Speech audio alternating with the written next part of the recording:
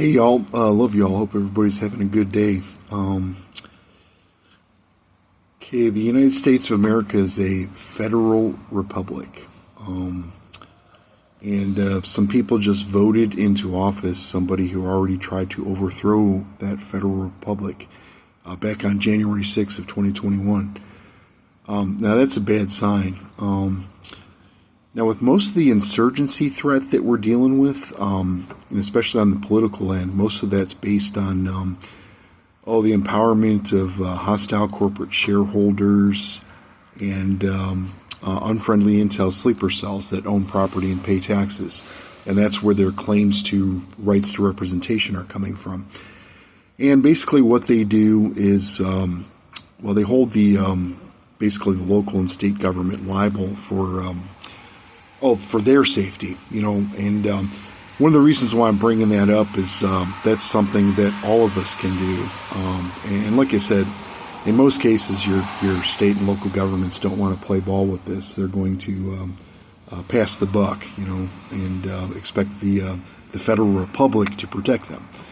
And like I said, with the Trumpers who are against the federal republic, that's not going to work. So, that's, just a suggestion for how to deal with this. But the problem with unfriendly intel, like I said, is them basically forcing the government to protect them. And like I said, that's something we all can do, because if they're going to let the bad guys do it, the whole purpose of government is to protect the people. And we are the people that they're supposed to be protecting, not these unfriendly intel sleeper cells. Now, the rest of this, I'm going to go out on a limb and say that, that Trump has no federal experience, because the kind of government that he was trying to run for 4 years last time he was in office was not a federal republic. It was based on local corrupt politics. All the stuff that he's used to getting away with, like in New York City and other places where he owns property, probably like Atlantic City and stuff like that in Las Vegas. But he's all about playing the local paradigm, which is the same thing that unfriendly intel does. So you got a very questionable parity there that is going to be a problem.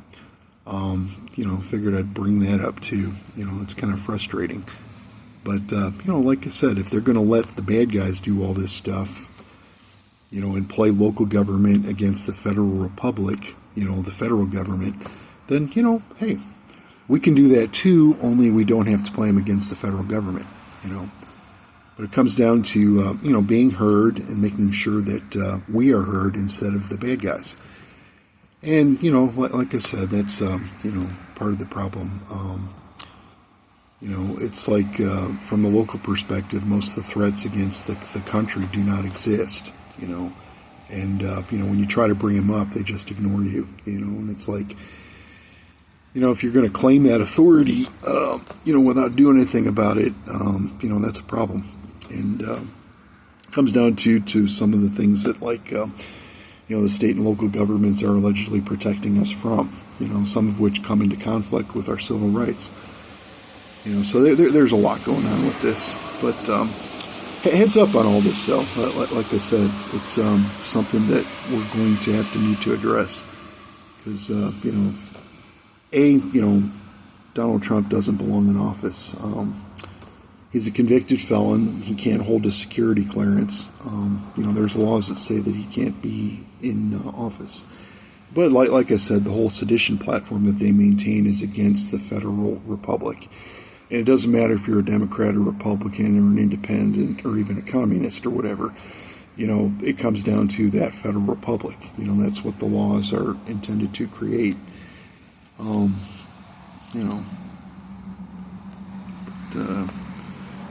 Just some musings on a Saturday morning. It's like I said, with the terrorist groups that tend to operate, or terrorists and insurgents, political insurgency, it tends to operate on evenings and weekends and holidays and stuff like that. We got a big holiday coming up. So when you got all of these people doing what the bad guys do, it's hard to see what the bad guys are really up to, and like I said,